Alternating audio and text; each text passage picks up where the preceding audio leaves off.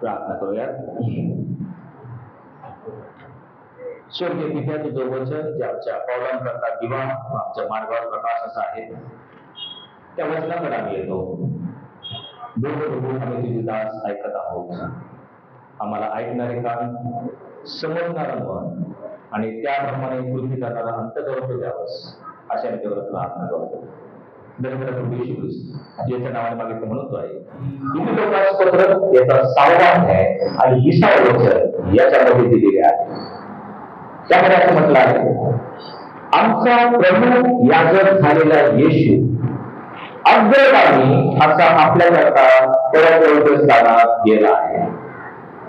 थोडीशी वेगळी विचित्र उपमा आहे. प्रभू याजक झालेला येशू अग्रगामी असा परम स्थानात गेला आहे. येशू हा आमचा अग्रगामी आहे. ह्या उपमेकडे, ह्या संबोधन ईश्वर केलेल्या त्याकडे आपण लक्ष देणार आहोत. येशू आमचा अग्रगामी आहे. इंग्लिश मध्ये त्याला असं म्हटलं आहे. येशू जर आमचा अग्रगामी आहे असं पवित्र शास्त्र इंग्लिश 26 मध्ये आम्हाला सांगतं, तर मग अग्रगामी या शब्दाचा अर्थ काय, हा प्रथम समजून घेणं गरजेचं आहे. अग्रगामी म्हणजे आमच्या सर्वांच्या पुढे चालणारा गट असतो, एक संघटना असते आणि ते 10-12 जण गिर्यारोहण करणार असतात. त्यांच्यामध्ये एक अग्रगामी मनुष्य असतो की जो सर्वात पुढे चाललेला असतो. आता गिर्यारोहण करणं ही तेवढी साधी सोपी गोष्ट असते.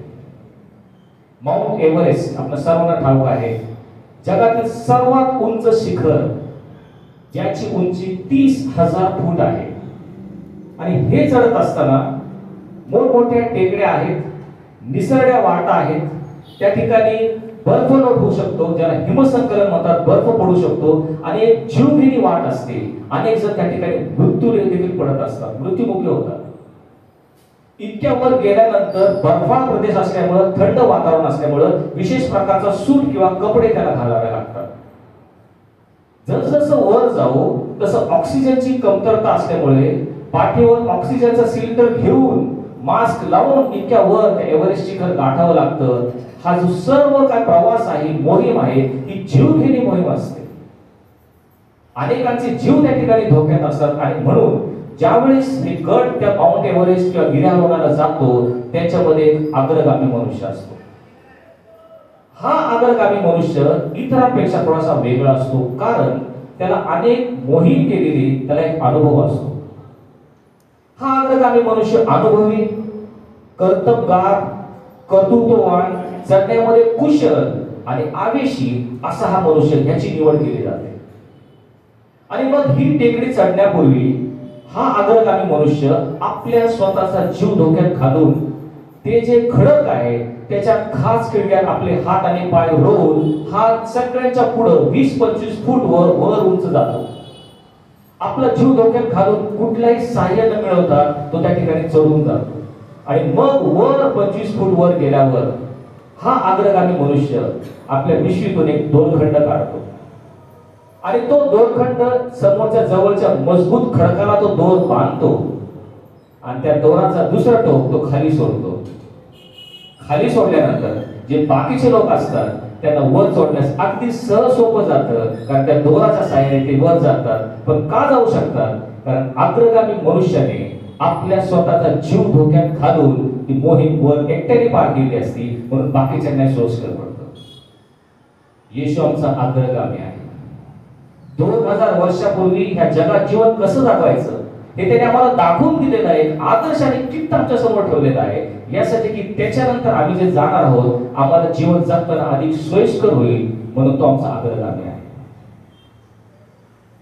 आणखी उदाहरण द्यायचं झालं तर आपल्या देशाची जी सीमारेषा आहे, आपल्या देशाला लागणारे संलग्न देश आहेत, त्याच्यामध्ये एक सीमारेषा असते, ज्याच्यावर आपले सैनिक त्या सीमेरेषेवर पहारा देत असतात. आणि ते देखील उंच टेकड्यांवर बर्फाळ प्रदेशामध्ये आपला जीव धोक्यात घालून त्या प्रतिकूल परिस्थितीमध्ये आपले सैनिक डोळ्यात तेल घालून शत्रूंनी आपल्यामध्ये अतिक्रमण करू नये यासाठी त्या ठिकाणी पहारा देतात. परंतु काही वेळेस ते शत्रू असतात, ते युद्धाची रणनीती म्हणून जमिनीमध्ये सुरुंग पेरून ठेवतात. आणि हे पेरलेले सुरुंग ह्याच्यावर जर चुकून जरी पाय पडला तर तो सुरुंग फुटून मोठा स्फोट होतो आणि त्या ठिकाणी अनेक सैनिक शहीद होऊ शकतात, त्याचा जीव जाऊ शकतो.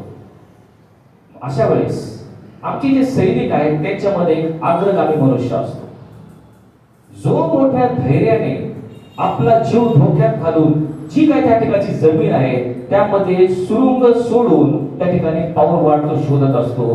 पाऊल टाकत टाकत ती जमीन तो पार करतो.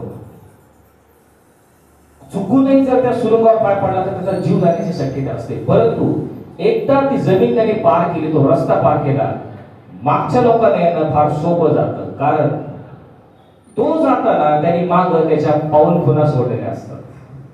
मग त्या पाऊल खुणावर पावलावर पाऊल टाकून चाललं तर सुरुंगावर पाय पडण्याची शक्यता अतिशय नगण्य होते. आणि म्हणून अग्रगामी मनुष्य धोका पत्करून वाट सरतो खरी, पण त्यानंतर त्याच्या मागचे येणारे त्यांना ती वाट फार सोयीस्कर होती. असाच येशू ख्रिस्ताने जीवन कंठत असताना 2000 वर्षापूर्वी 33.5 वर्ष जे जगात जीवन जगलं त्यांनी आपल्यासाठी काही पाऊल खुला सोडलेले आहेत. ख्रिस्ती विश्वासणारे या नात्याने आम्ही ह्या जगात जीवन कसं जगायचं यासाठी त्यांनी काही पाऊल खुला सोडलेला आहे. आणि म्हणून आम्ही तो अग्रगामी जो येशू आहे त्याला निहाळायचं, त्याला निर्घोण पाहायचं, त्याची जीवनशैली कशी होती, कोणत्या गोष्टीला त्याने अधिक महत्व दिलं, त्याचे जीवनातील तत्व कोणते होते, इतर लोकांची त्याची वागणूक कशी होती, शत्रूंशी त्याने कसा वागला, जे दीन गरीब अनाथ पोरगे यांच्याशी त्याला करवळा कसा आला, पैशाची त्याने हाताळणी कशी केली, ज्यावेळेस त्याची निंदा अपमान झाले, तो संकटात अडकला त्यावेळेस ती परिस्थिती त्याने कशी हाताळली. प्रत्येक पाऊल खुणा आपल्याला येशूच्या दिसतात. त्या पावलावर पाऊल टाकून आमचा जो अग्रगामी आहे आमच्या पुढे गेला आहे तसं जर आम्ही जीवन जगलं तर खरं ख्रिस्ती विश्वासणारं की यशस्वी जीवन आम्ही जगू शकतो, कारण येशू आमचा अग्रगामी आहे. आणि हे सांगून देताना पेत्र त्याच्या पहिल्या पत्रात 2 अध्यायाच्या 20व्या वचनात तो म्हणतो, यासाठीच तुम्हाला पाचारण करण्यात आला आहे, कारण तेणेकडून येशूने तुम्हासाठी दुःख भोगला आणि तेणेकडून तुम्ही त्याच्या पावलावर पाऊल टाकून चालावे म्हणून त्याने तुम्हासाठी कित्ता घालून दिला आहे. ही आम्हासाठी एक आज्ञा आहे. येशूच्या पावलावर पाऊल टाकून चालावे म्हणून त्याने आम्हासाठी कित्ता घालून दिलेला आहे. कोणत्या प्रकारचा कित्ता घालून दिला आहे हे पाहणं देखील गरजेचं आहे. त्याच्या पावलावर पाऊल टाकून कोणत्या प्रकारे आम्ही चालू शकतो, कशासाठी चालू शकतो. त्यांनी उत्तम अशी देवाच्या राज्याची घोषणा केली, सुवार्ता केली, ह्या पावलावर पाऊल टाकून आम्हाला चालायचंय का, तो कित्ता त्याने आम्हाला घालून दिलाय का. किंवा त्यांनी दाखल्याचे उत्तम संदेश दिले, सद्बोध केला, शिक्षण केलं, त्या पावलावर पाऊल टाकून आम्हाला चालायचंय का. किंवा त्यांनी काही अद्भुत चमत्कार केले, महत्कृत्य केले, त्या पावलावर पाऊल टाकून आम्हाला चालायचंय का. त्या बाबतीत पेत्र आम्हाला काही सांगत नाही. कोणत्या बाबतीत येशू ख्रिस्त आमचा कित्ता आहे, कोणता आदर्श आहे हे सांगताना तो म्हणतो, यासाठी तुम्ही त्याच्या पावलावर पाऊल टाकून चालावे म्हणून त्याने तुम्हाला कित्ता घालून दिला आहे. कोणता कित्ता. पुढील वचनामध्ये तो म्हणतो, त्याने पाप केले नाही आणि त्याच्या मुखात कपट आढळले नाही. या बाबतीत त्याच्या पावलावर पाऊल टाकून तुम्ही चाला. 2000 वर्षापूर्वी येशू ज्यावेळेस या भूतलावर जीवन त्यांनी कटलं त्यावेळेस 33.5 वर्षाच्या आयुष्यामध्ये त्याने पाप केलं नाही आणि त्याच्या मुखात कपट आढळलं नाही. या बाबतीत तो तुमचा कित्ता आहे, या बाबतीत तो तुमचा अग्रगामी आहे, हे तुम्ही लक्षात घेणं गरजेचं आहे. हे त्या ठिकाणी संत पौल आम्हाला सांगण्याचा प्रयत्न करतात. 33.5 वर्ष एकदाही पाप न करता तो निष्पाप राहिला म्हणून येशू ख्रिस्त आमचा अग्रगामी, आमचा आदर्श आणि आमचा कित्ता आहे. आणि असं म्हटल्यावर लगेच आपल्या मनामध्ये एक पूर्वग्रह, एक पूर्व कल्पना येते. येशू ख्रिस्ताने पाप केलं नाही कारण तो देवाचा पुत्र होता, पवित्र आत्म्याद्वारे त्याचा जन्म झाला होता आणि म्हणून त्याने पाप केलं नाही. आम्ही तर साधे मनुष्य आहोत, आम्हाला त्याची कुठलीच तुलना करता येणार नाही कारण तो देवाचा पुत्र होता. आम्ही तर मनुष्य आहोत आणि म्हणून आमच्या हातून तर पाप घडणारच. ही समज अतिशय चुकीची आणि भ्रामक आहे आणि सैतानाने आम्हाला हे सुचवण्यास तो लबाडाचा बाप जो आहे त्याने आम्हाला त्या ठिकाणी फसवलेला आहे. येशू ख्रिस्त जरी देवाचा पुत्र होता तरी त्याचं स्पष्टीकरण करताना इब्री लोकांचा लेखक, इब्री लोकांस पत्राचा लेखक 2 अध्याय 17 वचनात म्हणतो, त्याला सर्व प्रकारे आपल्या बंधूसारखं होणं अगत्याचं होतं. येशू ख्रिस्त देवाचा पुत्र ज्यावेळेस मानवी देह धारण करून या जगात आला त्यावेळेस तो म्हणतो त्याला सर्व प्रकारे आपल्या बंधूसारखं होणं अगत्याचं होतं. तो जरी येशू ख्रिस्त देवाचा पुत्र होता पण ह्या जगात जीवन जगत असताना तो सर्व प्रकारे तुमच्या माझ्यासारखा या अशक्त देहामध्ये तो आला होता. आमच्या देहाला जसे मोहपाश येतात, आमचा देह जसा पापात पडतो त्याच अशक्त देहामध्ये तो आला, कारण त्याला सर्व प्रकारे बंधूंसारखं होणं अगत्याचं होतं असं पवित्र शास्त्र मला सांगतं. आणि हे स्पष्टीकरण करताना संत पौल फिलिप्पियरच्या पत्रामध्ये 2 अध्यायाच्या 5व्या वचनात म्हणतो, अशी जी चित्तवृत्ती ख्रिस्त येशूच्या ठायी होती ती तुमच्या ठायी असो. कारण तो देवाच्या स्वरूपाचा असूनही देवाबरोबरचा असणं हा लाभ त्याने मानला नाही, तर त्याने स्वतःला रिक्त केलं, म्हणजे मनुष्याच्या प्रतिरूपाचा होऊन दासाचं स्वरूप धारण केलं. येशूने स्वतःला रिक्त केलं. याचा अर्थ काय होतो?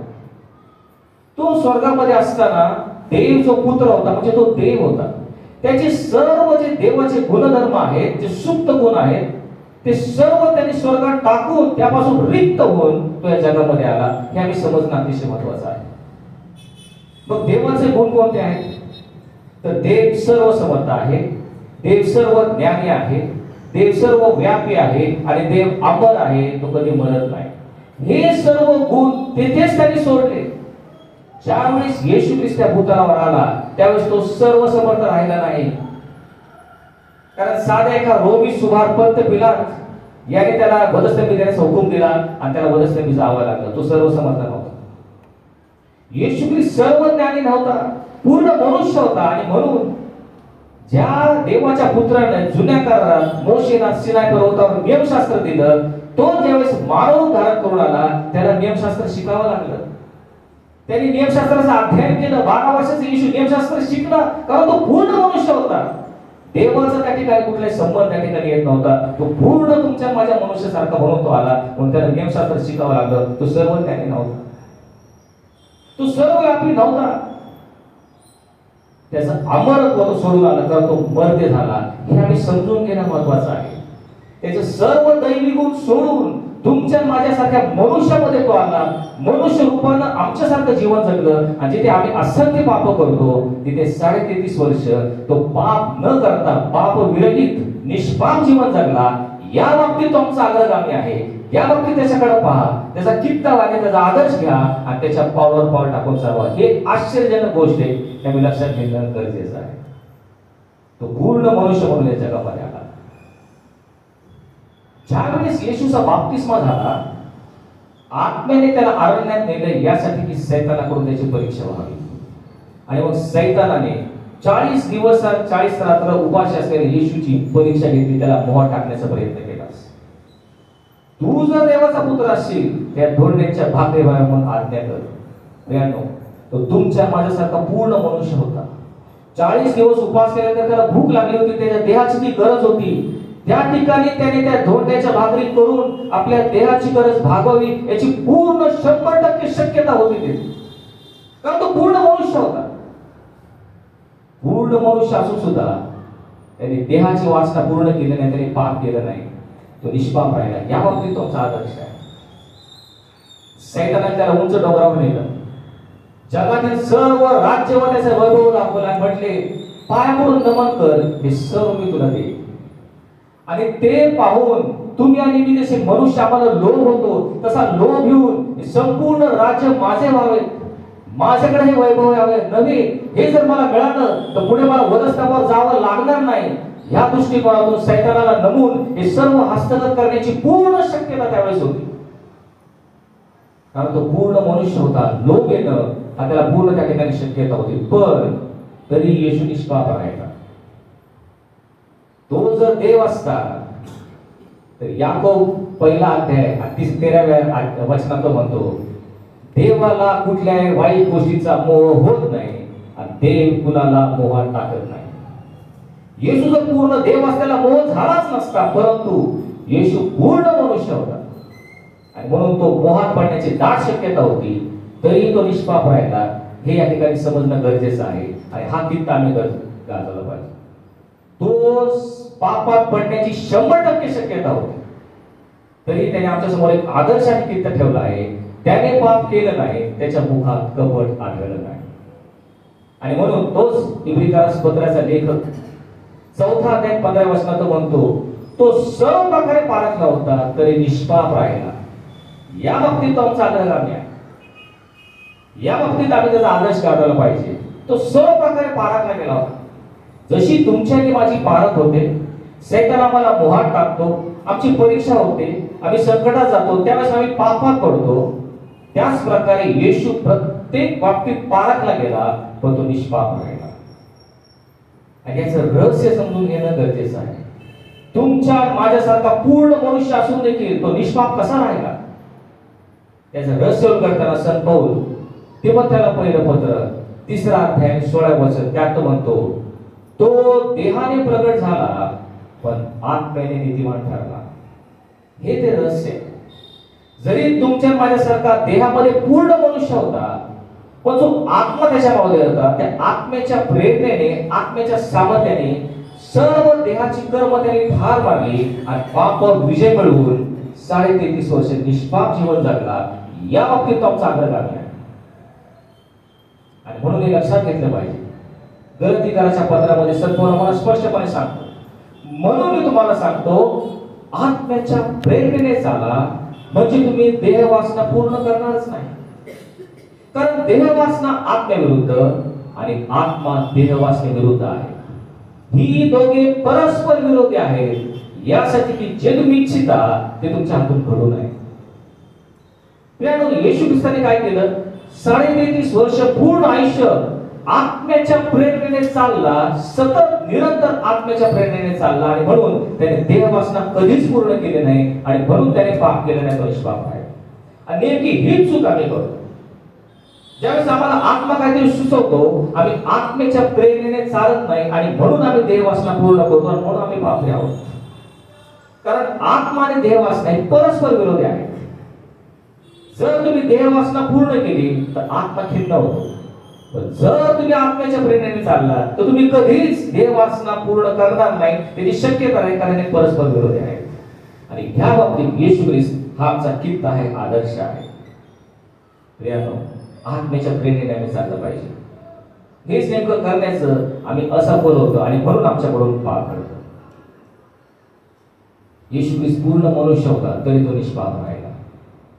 2000 वर्षापूर्वी ज्यावेळेस येशू ख्रिस्त या भूतलावर आला, यहुदी लोकांमध्ये राहिला, अनेक गावोगावी तो गेला, त्यावेळेस लोक त्याला मनुष्याचा पुत्र, एक सामान्य मनुष्य म्हणून समजत होते, पण तो देवाचा पुत्र हे त्याला दाखवून द्यावं लागत होतं. लोक त्याला काय म्हणत होते? हा तर सुताराचा पुत्र, ह्याचे भाऊ आणि बहीण आमच्या बरोबर राहतात, हा सामान्य मनुष्य आहे, तो पूर्ण मनुष्य आहे असं लोकांना वाटत होतं. किंबहुना ज्या नाझरेतामध्ये तो राहतो, त्या नाझरेतकरांनी त्यावर विश्वास ठेवला नाही, म्हणून त्याला अनेक त्या ठिकाणी चमत्कार करता आले नाही. तर ते म्हणत होते, हा आमच्यातलाच आहे, हा सामान्य मनुष्य आहे. आणि ज्यावेळेस येशू ख्रिस्त म्हटला, मी देवाचा पुत्र आहे असं म्हटल्यावर तिथल्या प्रमुख याजकाने आपले वस्त्र फाडले आणि त्याला धोंडे मारून धोंडमार करण्याची त्या ठिकाणी प्रयत्न केला गेला, ज्यावेळेस तो म्हटला की मी देवाचा पुत्र आहे. परंतु आज 2000 वर्षानंतर नेमकं उलट्या गोष्टी घडत आहेत. आम्ही पवित्र शास्त्र वाचल्यावर येशू ख्रिस्त देवाचा पुत्र आहे असा आमचा पुरेपूर विश्वास आहे. आम्हा सर्वांना पूर्ण खात्रीने विश्वास आहे की येशू ख्रिस्त देवाचा पुत्र आहे. परंतु ज्यावेळेस तो जगामध्ये आला तर तो पूर्ण मनुष्य होता, हे आमच्या मनाला पटत नाही. ते आम्ही स्वीकारू शकत नाही की पूर्ण मनुष्य असून 33.5 वर्ष तो निष्पाप कसा राहिला. हे समजून घेणं महत्वाचं आहे. हेच एक मोठं रहस्य आहे की पूर्ण तुमच्या माझ्यासारखा मनुष्य असून ज्या ठिकाणी आचाराने, विचाराने, उच्चाराने रोज आमच्याकडून असंख्य पाप घडतात, त्याच ठिकाणी येशू ख्रिस्त माझ्यासारखा मनुष्य असून देखील निष्पाप राहिला, त्याने पाप केलं नाही. या बाबतीत आमचा अग्रगामी आहे. या बाबतीत त्याचा आदर्श आणि कित्ता तुम्ही पुढे ठेवा. आणखी कोणत्या बाबतीत तो आमचा अग्रगामी आहे? आपलं संपूर्ण समर्पण करण्यामध्ये येशू ख्रिस्त आमचा अग्रगामी आहे. आम्ही त्याचा आदर्श आणि कित्ता ठेवला पाहिजे. त्याने आपलं संपूर्ण समर्पण केलं. इब्री लोकासपत्र 9 अध्याय आणि 11 वचन. ख्रिस्त आमचा प्रमुख याजक या नात्याने बकरे व वासरे यांचे नव्हे तर स्वतःच रक्त घेऊन एकदाच तो परम पवित्र स्थानात गेला आणि आपल्याला सार्वकालिक मुक्ती मिळवून दिली. येशू ख्रिस्त स्वतःच रक्त घेऊन परम पवित्र स्थानात गेला आणि आम्हाला सार्वकालिक मुक्ती मिळवून दिली. प्रियानो, पवित्र शास्त्र आम्हाला सांगतं सर्वांनी पाप केला आहे आणि देवाच्या गौरवाला ते अंतरले आहे. आणि आपल्याला ठाऊक आहे पापाचं वेतन मरण आहे. मग जर आम्ही पापी आहोत तर आमचं मरण अटळ आहे. परंतु जर या मरणापासून आम्हाला बाहेर पडायचं असेल तर उपाय काय? आम्हाला पश्चाताप केला पाहिजे. पश्चाताप करून पापाची क्षमा मिळवली तर पापाचं वेतन मरण हे टळू शकतं. आणि पवित्र शास्त्र आम्हाला सांगतं रक्ताने बहुतेक सर्व काही शुद्ध होतं, कारण रक्त ओतल्याशिवाय पाप क्षमा नाही. रक्त ओतल्याशिवाय पाप क्षमा नाही. जर तुमच्या पापाची क्षमा पाहिजे असेल तर रक्त सांडलं पाहिजे. आणि म्हणून जुन्या करारामध्ये जे यहुदी इस्रायल लोक होते, देवाचे निवडलेले लोक, त्यांना एक कडक नियम परमेश्वराने दिला होता. वर्षभर जे पाप तुम्ही करत आहात, आचाराने विचाराने उच्चाराने केलेले पाप, त्या पापाचं तुम्हाला प्रायश्चित्त करून जर तुम्हाला क्षमा हवी असेल तर मग प्रायश्चित्ताच्या दिवशी वर्षातून एकदा बकरं किंवा वासरू कापायचं, ते वधायचं, त्याचं रक्त घ्यायचं आणि संपूर्ण इस्रायल राष्ट्राच्या वतीनं जो प्रमुख याजक आहे त्याने त्या पश्चातापाचं रक्त घेऊन परम पवित्र स्थानामध्ये प्रवेश करायचा. म्हणजे परमेश्वराचा कोप शांत होतो आणि पापाची क्षमा मिळते. हा दरवर्षीचा पश्चातापाच्या दिवशीचा नियम त्यांना त्या ठिकाणी होता, कारण रक्त ओतल्याशिवाय पाप क्षमा नाही. पण ह्या येशू ख्रिस्ताचं चित्र त्या ठिकाणी त्या पाहत असताना हा इब्री लोकांचा पत्राचा जो लेखक आहे तो आम्हाला ते चित्र घेऊन येशूचं स्वरूप आम्हाला दाखवत आहे. ह्या येशू ख्रिस्ताने काय केलं? आम्ही जे सर्व ख्रिस्ती विश्वासाने होतो त्यांचा प्रमुख याचं, त्यांचा अग्रगामी, त्यांचा प्रमुख या नात्याने काय केलं? ह्यावेळेस बकऱ्याचं, वासराचं, जनावराचं नाही, स्वतःचं रक्त निष्पाप, निष्कलंक, निर्दोष रक्त घेऊन एकदाच परम पवित्र स्थानात गेला आणि पित्याकडे त्या ठिकाणी याचना केली, हे पापांना क्षमा कर, कारण हे काय करतात हे त्या समजत नाही. त्या कालवरी टेकडीवर जगाचं पाप हरण करणारा देवाचा कोकरा एकदाच वरला गेला, स्वतःच्या रक्तानं आमच्या सर्वांच्या पापाची क्षमा केली. हा आदर्श त्याने आमच्या समोर ठेवला आहे. या बाबतीत आमचा अग्रगामी आहे आणि त्याला पाहून आम्ही देखील आमचं सर्वस्व अर्पण केलं पाहिजे. आणि म्हणून संत पौल म्हणतो तुम्ही आपली शरीरे जिवंत, पवित्र व देवाला ग्रहणीय यज्ञ म्हणून समर्पण करावी, ही तुमची आध्यात्मिक सेवा आहे. होय, तुमचा अग्रगामी जो येशू ख्रिस्त त्याकडे पहा, त्याचं समर्पण पहा, एक परिपूर्ण समर्पण त्याने केलंय. तसंच तुमची शरीरे जिवंत, पवित्र आणि देवाला ग्रहणीय यज्ञ म्हणून समर्पण करा, ही तुमची आध्यात्मिक सेवा आहे. सेवा आम्ही करत आहोत, आमचं समर्पण, पूर्ण समर्पण याची त्याला गरज आहे. म्हणून संत पौल रोमकराच्या पत्रामध्ये म्हणतो तुम्ही तुमचे अवयव अनितीचे साध्य होण्याकरता पापाला समर्पण करू नका, तर तुम्ही तुमचे अवयव नीतीचे साध्य होण्याकरता देवाला समर्पण करा. होय, तुमचं अग्रगामी येशू याकडे पहा, त्याने ज्या प्रकारचं समर्पण आपल्या पित्याला केलं तसंच आमची सर्व अवयव नीतीची साध्य होण्याकरता आम्हाला देवाला समर्पित करणं गरजेचं आहे. तो सर्व आम्हाला पुन्हा समजावून सांगतो तुमचं शरीर हे देवाचा जो पवित्र आत्मा त्याचं मंदिर आहे हे तुम्हाला ठाऊक नाही काय? तुम्ही मोलाने विकत घेतलेले आहात आणि म्हणून तुम्ही आपल्या शरीरानं देवाचं गौरव करा. हे समर्पण करण्यामध्ये येशू आमचा अग्रगामी आहे. आम्ही त्याकडे पाहत आहोत का? आणखी कोणत्या बाबतीत येशू आमचा अग्रगामी आहे? एक तर निष्पाप जीवन जगण्यामध्ये तो आमचा एक आदर्श आणि कित्ता आहे. दुसरी गोष्ट पूर्ण परिपूर्ण समर्पण करण्यामध्ये आम्ही त्याला आमचा आदर्श पाहत आहोत.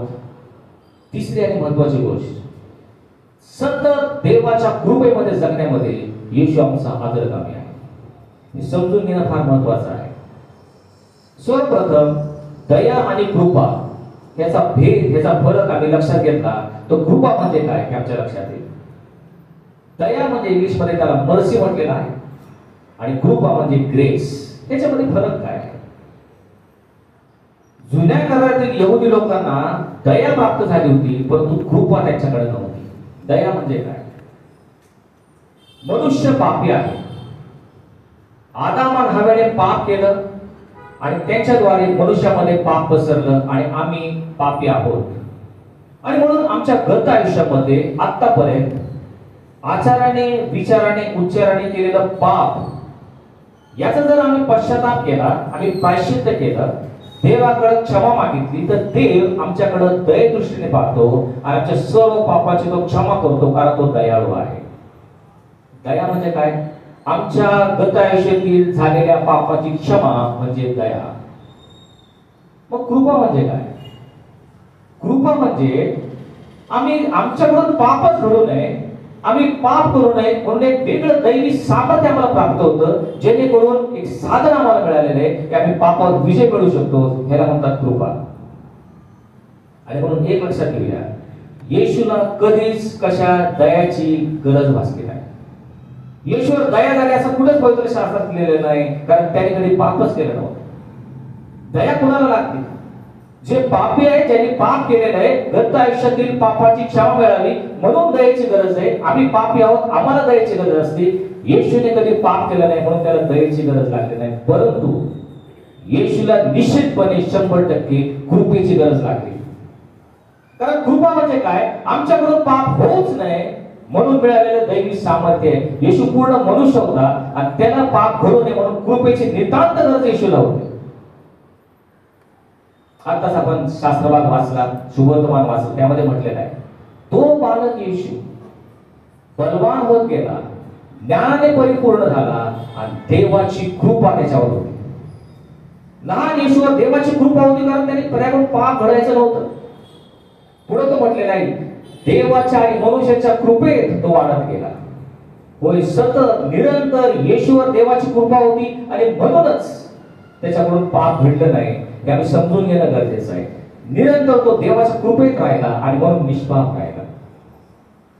कृपेचा अर्थ समजून घ्यायचा असेल तर एक छोटस वचन कदाचित आपण वाचत असेल पण आपल्या लक्षात येत नाही, ते म्हणजे इब्री लोकासपत्र 4 अध्याय 16 वचन. त्यामध्ये असं म्हटलेलं आहे, येशू हा निष्पाप राहिला याचं कारण काय?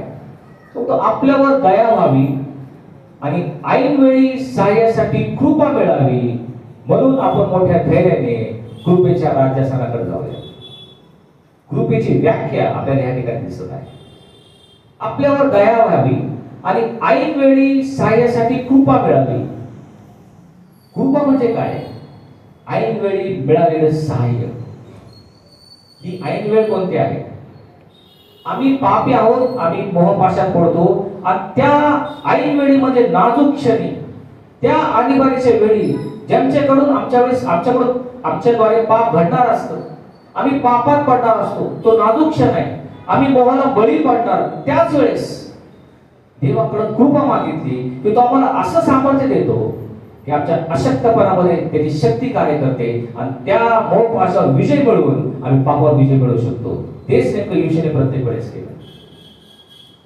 त्या अरण्यात भुकेलेला असताना ज्यावेळेस सैतान त्याला म्हटला धोंड्याच्या भाकरी कर, होय तो अशक्त क्षण होता, ती आणीबाणीची वेळ होती, त्यावेळेस येशूने आपल्या पित्याकडे कृपा मागितली आणि लगेच त्याने सैतानाला उत्तर दिलं, मनुष्य केवळ भाकरीने नाही तर देवाच्या मुखातून निघणाऱ्या प्रत्येक शब्दाने जगेल. त्याद्वारे देहाच्या वासनेवर विजय मिळवत तो विजय जीवन जगला. याला म्हणतात कृपा. त्या उंच डोंगरावर त्याला मोहाचा क्षण आला, हे सर्व आपण मिळावं, त्याच वेळेस तो म्हणतो आपला देव परमेश्वर याला नमन करा, त्याचीच उपासना कर. अशाद्वारे प्रत्येक मोहावर विजय मिळवीत येशू ख्रिस्त विजय जीवन जगला, कारण त्याच्यावर कृपा होती. आमच्या लक्षात आलं पाहिजे. कृपेचं महत्व समजताना आपण पाहतो की येशू ख्रिस्त पाण्यावर चालला, हे तर सर्वांना माहिती आहे. आपण पाहता येशू ख्रिस्ताने अनेक चमत्कार केले, तो पाण्यावर चालला. परंतु पेत्र तर तुमच्या मनासारखा सामान्य मनुष्य, पण पेत्र देखील पाण्यावर चालला. हे अद्भुत चमत्कार आपण पाहायला मिळतो की एक साधा मनुष्य पेत्र एक अडाणी मच्छी मारतो, तो सुद्धा पाण्यावर चालू शकतो. हे जग हे अंधकारमय जग आहे. या पापाच्या सागरामध्ये सर्व खाली बुडालेले आहेत, तळागाळाला गेलेले आहेत. अनेक जण आत्मिकदृष्ट्या मेलेले आहेत, काही जण गटारात खात आहेत. पण ह्या पाप सागरामध्ये तुम्हाला जर पेत्रासारखं पाप सागराच्या वर चालायचं असेल तर तुम्हाला कृपा उचलून धरू शकते. केवळ कृपाच तुम्हाला ह्या पाप सागरातून वर काढू शकते. जिथे बाकी सर्व त्या पाण्यात गटारात खातात, तिथं तुम्ही आणि मी पाण्यावर चालू शकतो. पापाच्या वर आम्ही जीवन जगू शकतो. कशामुळे? तर कृपा तुम्हाला उचलून धरू शकते. कृपेचा घर आता समजायचा असेल, कृपा तुम्हाला पापातून कसं वर काढते, आपल्या सर्वांना ठाऊक आहे. गुरुत्वाकर्षणाचा नियम आहे. गुरुत्वाकर्षणाचा नियम काय सांगतो? कुठली जर जड वस्तू असेल तर या पृथ्वीच्या गाभाऱ्यात एक अधिक शक्ती आहे, त्याला गुरुत्वाकर्षण शक्ती म्हणतात. The law of gravity. ती आम्हाला खालीच खेचणार. त्यामुळे कुठली जड वस्तू जर आपण हवेतून खाली टाकली तर ती काय होते? खालीच पडते, ती वर कधीच जाणार नाही. हा लॉ ऑफ ग्रॅव्हिटी किंवा गुरुत्वाकर्षणाचा नियम प्रत्येकाला लागू पडतो. तुम्हाला जर शंका असते आपण इथून खाली उडी टाकले, तुम्हाला काय वाटतं तुम्ही वर जाल का? नाही जाणार, खालीच पडणार आपण. कारण लॉ ऑफ ग्रॅव्हिटी गुरुत्वाकर्षणाचा नियम प्रत्येक जड वस्तूला लागू होतो. मग तसं जर असेल तर तुम्ही मला सांगा, एक विमान असतं, ह्या विमानाचं वजन 300 टन एवढं जड विमान. हे 300 टन विमान 250-300 प्रवाशांना घेऊन त्यांचं सर्व लगेज घेऊन 35,000 फुटावर जातं आणि 15,000 फूट मुंबई ते कॅनडा हा न थांबता 18 तास प्रवास कसा करू शकतो? कसं शक्य असेल? आपण कधी विचार केला का? जिथं हा 10 ग्रॅमचा पेन खाली पडतो, हे एवढं जड विमान गुरुत्वाकर्षण शक्ती त्याला खाली खेचणार आहे. हे विमान वर कसं उडतं? 18 तास विनाथांबा प्रवास करतो एवढं जड विमान 300 टनाचं कसं उडू शकतं? हे जर तुम्हाला समजलं तर कृपा बापाला काय करते समजणं तुम्हाला फार सोपं जाईल. त्याचा नियम असा आहे की लॉ ऑफ ग्रॅव्हिटी म्हणजे गुरुत्वाकर्षण नियम हे विमानाला खाली खेचत असतं. परंतु ज्यावेळेस हे अवजड विमान त्या धावपट्टीवर येतं आणि धावपट्टीवर तो विमानाचा पायलट इंजिन सुरू करतो, त्यावेळेस इंजिन यातून एक मोठी शक्ती निघते आणि ते विमान पुढे जायला लागतं. जसं ते विमान पुढे जातं, बाजूचे 2 पंखे असतात, ते पुढची हवा मागं खेचतं आणि हवा मागं खेचल्यामुळे विमान वेगाने पुढे जातं. आणि ह्या विमानाचा वेग ज्यावेळेस त्या धावपट्टीवर ताशी 300 किलोमीटर, आपल्या ज्या साध्या गाड्या असतात ते 100-150 किलोमीटर जातात, पण ज्या वेगाने ते विमान ताशी 300 किलोमीटर वेग आला त्या विमानाला, की त्या विमानामध्ये एक अद्भुत गोष्ट घडते, एक विचित्र गोष्ट घडते. ते म्हणजे त्या स्थितीमध्ये ह्या 300 टन विमान जे 300 किलोमीटर वेगाने ताशी चाललेलं आहे, त्यामध्ये त्यावेळेस लॉ ऑफ ग्रॅव्हिटी कॅन्सल होतो, रद्द होतो. तो गुरुत्वाकर्षणाचा नियम रद्द होतो आणि त्याच्या विरोधात त्याच्यावर द लॉ ऑफ लिफ्ट खेचण्याचा नियम लागू पडतो. त्या स्थितीमध्ये त्या क्षणात गुरुत्वाकर्षण शक्ती कमी होते आणि त्याच्यावर विमानाला वर खेचण्याचा लॉ ऑफ लिफ्ट चालू होतो. आणि म्हणून हे अवढवलं विमान त्या 2 पंखाच्या सहाय्याने आकाशात झेपावतं आणि उंच गगनभेदी झेप घेत पुढे व्हावं लागतं. कारण लॉ ऑफ ग्रॅव्हिटी कॅन्सल होऊन लॉ ऑफ लिफ्ट जो अधिक प्रभावशाली, अधिक प्रभावी असं त्यावर कार्य करू शकतो. त्याचप्रमाणे आम्ही सर्वजण पापी आहोत. हा पाप आम्हाला खाली खेचत नाही, पापाच्या दलदलीत आम्ही सर्वजण अडकलेलो आहोत. पण जर तुमच्याकडे कृपेचा नियम असेल तर लॉ ऑफ ग्रेस, ही कृपेचा नियम तुम्हाला पापाच्या नियमापासून वर खेचतो. सर्वजण खाली पडत नाही, पण ज्याच्याकडे कृपा आहे, ज्यांनी त्या ऐन वेळी साह्यासाठी कृपा मागितलेली आहे, ते या पापाच्या नियमाला कॅन्सल करतं, रद्द करतं आणि तो कृपेचा नियम लागू पडून ते वर उचलले जातात. ही आजची स्वार्थ आहे. अशाच प्रकारे येशू ख्रिस्त कृपेच्या द्वारे 33 वर्ष निष्पाप जीवन जगला. ही कृपा तुम्हाला मला उपलब्ध आहे, आम्ही त्याचा उपयोग करून घेणार आहोत का?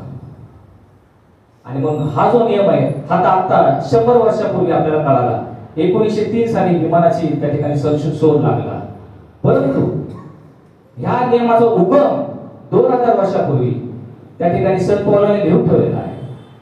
रोमकरास पत्र याचा 5वा अध्याय 20वा वचन तो म्हणतो, जेथे पाप अधिक झाले तेथे कृपा अधिक विपुल झाली. जेथे जेथे पाप वाढले तेथे कृपा अधिक विपुल झाली. हा देवाचा नियम आहे. याचा अर्थ काय? कृपा कधीच पापापेक्षा कमी पडत नाही. कितीही पाप वाढू दे त्यापेक्षा कृपा विपुल होणारच. हा तो नियम आहे. तुमच्या आयुष्यामध्ये तुम्ही किती मोठं पाप तुमच्याकडून घडत असेल त्याच्यावर वरचढ कृपा असणार आहे. कृपा तुम्हाला मिळणार असेल. पाप जास्त कृपा कमी असं कधीच होत नाही. आणि म्हणून किती मोठं पाप आमच्याकडून होत, वर्ष आमच्याकडून पाप घडत असेल, पण जर आम्ही कृपा मागितली तर ती कृपेची अफाट शक्ती जी पापापेक्षा भयंकर आहे, पापापेक्षा जास्त आहे, प्रभावी आहे.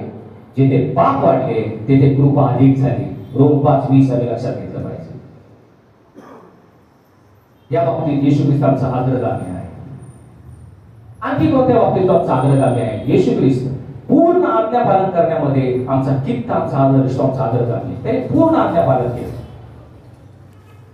कारण फिलिपियराच्या पत्रामध्ये म्हटलंय, मनुष्य प्रतिरूपाचं होऊन त्याने मरण सोसलं आणि ते वधस्तंभावर मरण येथवर त्याने स्वतःला लीन केलं. वधस्तंभावरील मरण सोसेपर्यंत त्याने आज्ञा पालन केलं. या बाबतीत तो आमचा अग्रगामी आहे. तो आमचा कित्त आणि आदर्श आहे. याने लक्षात घेणं महत्वाचं आहे. येशूने आज्ञा पालन केलं आपण ठाऊक आहे, पण किती त्याची मर्यादा काय? ज्यावेळेस तो आपल्या सोक्याकडे आला, सोक्याने त्याचा धिक्कार केला, तरी येशू ख्रिस्त शांत राहिला. त्याने कुठलेच त्या ठिकाणी प्रतिक्रिया व्यक्त केली नाही. या बाबतीत त्याने आज्ञा पालन केलं. तो आपल्या सोक्याकडे आला, पण सोक्याने त्याचा स्वीकार केला नाही. येशू ख्रिस्त म्हणतो, खोपडास पिळे आणि आकाशातील पाखरास कोटी आहे, पण मनुष्याच्या पुत्राला डोके टेकावेच त्याची जागा नाही. ज्या देवाच्या पुत्राने सर्व विश्व निर्माण केलं, या भूतलावर आलेला असताना, मानव रूपामध्ये असताना त्याला डोके टेकावेच त्याची जागा मिळाली नाही, पण त्याने अपशब्द काढला नाही. आज्ञा पालन केलं. तो शांत राहिला, नम्र राहिला, दीन राहिला. त्याच्या सोक्यांकडे आला, त्याने त्याची निंदा केली, अपमान केला, त्याचा छळ केला, पण त्याने भ्रशब्द काढला नाही, तर उलट प्रश्न त्यांना केला नाही. आज्ञा पालन करत राहिला. किती त्याची सहनशीलता आहे, कुठपर्यंत आज्ञा पालन करत राहिला. विचार करण्यासाठी गोष्ट. त्यांच्यामध्ये देवाचा पुत्र उभा आहे. त्याच्याकडे पाहून हेच येऊन लोक म्हणतात, हा खादाड आहे, हा दारूबाज आहे, हा पापाचा मित्र आहे. नव्हे, हा बाल जबूल म्हणजे भूतांचा अधिपतीच्या साह्याने भूते काढतो. बाल जबूल त्याला म्हटले, खादाडा दावड्या म्हटले. गप्प राहिला आणि आपलं तोंड देखील उघडलं नाही. आज्ञा पालन करत राहिला.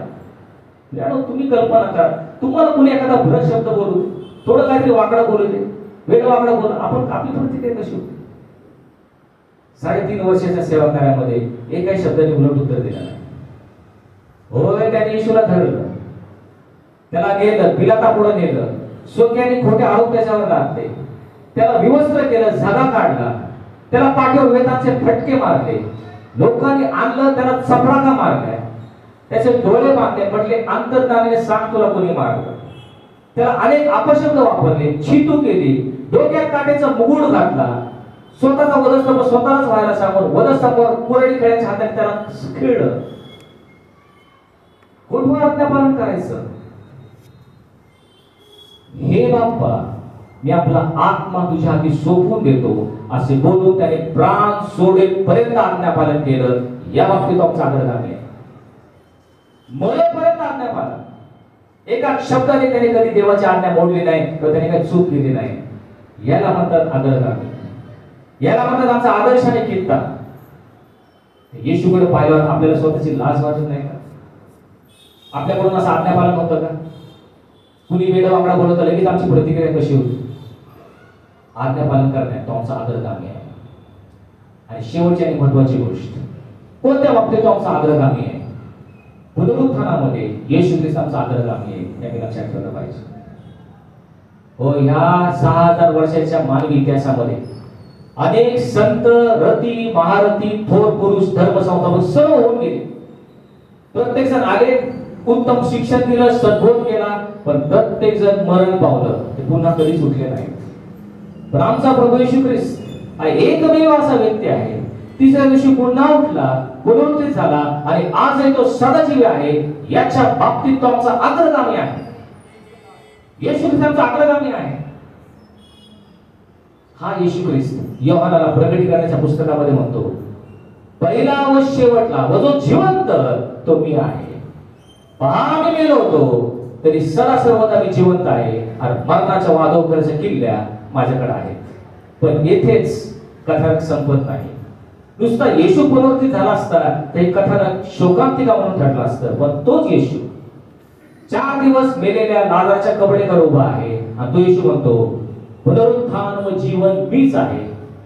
जो माझ्यावर विश्वास ठेवतो तो मेला असला तरी जगेल आणि जिवंत असलेला जो माझ्यावर विश्वास ठेवतो तो कधी मरणार नाही. पुनरुत्थानाच्या बाबतीत तो आमचा अग्रगामी आहे, कारण त्याच्यानंतर जे त्याच्यावर विश्वास ठेवतात त्या प्रत्येकाचा पुनरुत्थान निश्चित आहे आणि म्हणून येशू ख्रिस्त आमचा अग्रगामी आहे. नुसतं त्याचं पुनरुत्थान झालं म्हणून सोडून द्यायचं नाही, त्याच्यासारखंच आमचं देखील पुनरुत्थान होणार ही आमची आशा आहे. त्या बाबतीत तो आमचा मोरके आहे, पुढारी आहे. त्याचं झालं आमचं देखील होणार. या बाबतीत आम्ही कधी आशावादी आहोत का? या दृष्टिकोनातून आम्ही कधी जगातलं जीवन जगतो का? या दृष्टिकोनातून आम्ही देवाचा आज्ञापालन करण्याचा प्रयत्न करतो का? येशू ख्रिस्त पुनरुत्थानाच्या बाबतीत आमचा अग्रगामी आहे. आणि म्हणून करंथीकरांच्या पत्रामध्ये पहिलं पत्र याचा 15वा अध्याय 20वा वचन त्या ठिकाणी म्हटलंय, कारण ख्रिस्त मेलेल्यातून उठविला गेला आहेच. कारण तो पुनरुत्थित झाल्याचं प्रथम फळ आहे. मेलेल्यातून उठविला गेल्याचं प्रथम फळ आहे. मनुष्याच्या द्वारे मरण जगात आले, तसंच मनुष्याच्या द्वारे मेलेल्याचं पुनरुत्थानही आहे. आदामाच्या द्वारे सर्व मरतात, तर ख्रिस्ताच्या द्वारे सर्व जिवंत केले जाते. पण प्रत्येक जण आपल्या क्रमाने प्रथम फळ ख्रिस्त, प्रथम फळ म्हणजे अग्रगामी ख्रिस्त, आणि नंतर जे ख्रिस्त असेल ते त्याच्या आगमन समय. ही आमची आज वार्ता आहे. तो अग्रगामी आहे. प्रत्येक जण पुनरुत्थित होणार, पण एका क्रमाने होणार. प्रथम फळ ख्रिस्त, अग्रगामी पुनरुत्थित झाला, नंतर जे ख्रिस्ताचे आहे त्याच्या आगमन समय त्याचं देखील पुनरुत्थान होणार. या बाबतीत आमचा अग्रगामी आहे. आणि याची आशा देताना संत पौल म्हणतो, झोपी गेलेल्या लोकांविषयी तुम्ही आजाद नसावे अशी आमची इच्छा आहे. कारण ज्यांना आशाच नाही अशा बाकीच्या लोकांसारखा तुम्ही खेद करू नका. कारण येशू ख्रिस्त मरण पावला व पुन्हा उठला असा जर तुमचा विश्वास असेल तर जे त्याच्याद्वारे झोपी गेलेले आहे तर देव त्यांना त्याच्याबरोबर परत आणणार. कारण आद्यवाणी, देवदूताची वाणी आणि आद्यदूताचा नाद होताच येशू स्वतः स्वर्गातून उतरेल आणि मग ख्रिस्ताचे मेलेले ते प्रथम उठविले जातील आणि आपण जे सर्व जिवंत ते सर्व मेघावरून येशूला सामोरे जाण्यासाठी अंतराळात घेतले जाऊ आणि सदा सर्वदा त्याच्याबरोबर राहू. ह्या वचनाने एकमेकांचा सांत्वन करा. हा आमचा विश्वास आहे. तो पुनरुत्थानाच्या बाबतीत आमचा अग्रगामी आहे आणि तो येईल त्यावेळेस आमचं देखील पुनरुत्थान होणार आहे. आणि म्हणून योहान त्याच्या पत्रामध्ये म्हणतो, आता आम्ही देवाचे मुलं आहोत हे आम्हाला ठाऊक आहे, पण जेव्हा तो येईल तेव्हा आम्ही त्याच्या सारखे होऊ हे आम्हाला ठाऊक आहे. आम्ही त्याच्या सारखे होणार आहे. आणि म्हणून आज आपण पाहिलं कोणकोणत्या बाबतीत येशू आमचा अग्रगामी आहे हे आपण पाहिलेलं आहे. एक तर निष्पाप, निष्कलंक, निर्दोष जीवन जगण्यामध्ये त्याने कधीच पाप केलं नाही, या बाबतीत आमचा अग्रगामी, आमचा आदर्श आहे. आणखी संपूर्ण समर्पण करण्यामध्ये, मरेपर्यंत त्यांनी समर्पण करण्यामध्ये तो आमचा अग्रगामी आहे. निरंतर देवाच्या कृपेमध्ये राहण्यामध्ये तो आमचा आदर्श आणि चिंता आमचा अग्रगामी आहे. शेवटपर्यंत आज्ञापालन करण्यामध्ये येशू आमचा अग्रगामी आहे आणि पुनरुत्थान होण्यामध्ये येशू आमचा अग्रगामी आहे. त्या पुनरुत्थित ख्रिस्ताची आम्ही वाट पाहत आहोत. आणि म्हणून मोठ्या आशेने हे जीवन त्या दृष्टिकोनातून जर आम्ही जगलं, कसं जगायचं तर आम्ही आमच्या अग्रगामी येशूकडे पाहायचं असेल. म्हणून संत पौल म्हणतो, आपण आपलं भार व सहज गुंतवणारं पाप बाजूला टाकून आपल्याला नेमून दिलेल्या धावेवरून धीराने धावावे. आपल्या विश्वासाचा उत्पादक व पूर्ण करणारा येशू याच्याकडे आपण पाहत असावे. तो अग्रगामी येशू याच्याकडे पाहत आपलं जीवन कंठा, तर देव तुमचे जीवन आशीर्वादित करेल. आत्ममंडळास काय म्हणतो, ज्याला कान आहे तो ऐको. प्रार्थना करूया. स्वर्गीय पिता, आज तुझा पुत्र प्रभू येशू ख्रिस्त ह्या भूतलावर जीवन जगत असताना कशा प्रकारचा एक अग्रगामी आदर्शाने पिता देणारा जीवन तो जगला, यासाठी तो आमचे डोळे उघडलेले आहेस. परंतु आम्ही केवळ ऐकणारे असून आम्ही स्वतःची फसवणूक करत आहोत. आम्ही केवळ ऐकणारे नसून त्याप्रमाणे आचरण करणारे असावे. यासाठी आम्ही प्रत्येकाच्या आत्म्याचा ताबा तू घे, तुझ्या पवित्र आत्म्याने आम्हाला चालव, यासाठी की हे देहाचे कर्म ठार मारून येशू ख्रिस्ताच्या पावलावर पाऊल टाकून तो जो आमचा अग्रगामी आहे त्याच्या दिशेने आम्ही चालण्यासाठी आम्हाला सहाय्य कर. धन्यवाद प्रभू येशू ख्रिस्त, याच्या नावाने मागितलं म्हणून कर.